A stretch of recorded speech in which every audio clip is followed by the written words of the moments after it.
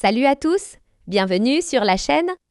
Aujourd'hui, on va parler d'un sujet qui fait mal au cœur de beaucoup de Camerounais.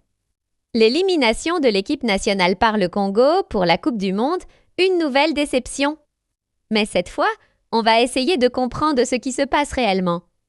Le Cameroun, c'est quand même l'une des nations africaines les plus respectées dans l'histoire du football. On pense forcément à Roger Milla, qui a fait danser le monde entier en 1990.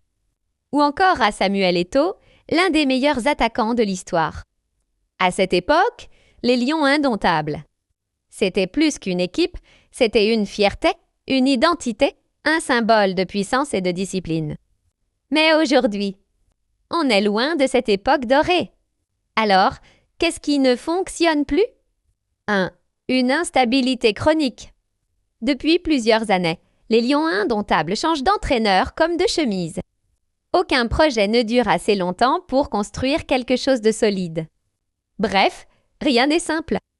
Et cette élimination face au Congo, c'est un symbole. L'AMLOU n'était pas censé tomber à ce stade contre une équipe considérée comme moins expérimentée. Mais le football ne pardonne pas haine si tu ne progresses pas. Les autres te dépassent. 2.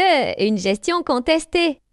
Beaucoup de supporters parlent d'une fédération mal organisée, de conflits internes, de décisions prises trop tard ou trop vite.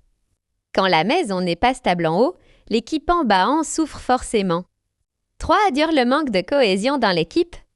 Sur le terrain, on a parfois l'impression que les joueurs ne jouent pas ensemble. Pas de stratégie claire, pas de collectif solide. Dans le football moderne, ce n'est plus possible. La formation en baisse.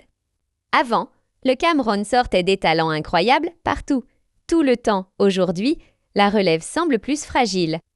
Pas parce que les jeunes sont mauvaises, parce qu'ils n'ont peut-être pas l'accompagnement, les infrastructures ou la vision long terme nécessaire. Des joueurs critiqués, Sans, estiment que les joueurs manquent d'engagement, de discipline ou de niveau. D'autres pensent surtout qu'ils ne sont pas suffisamment mis dans de bonnes conditions pour performer.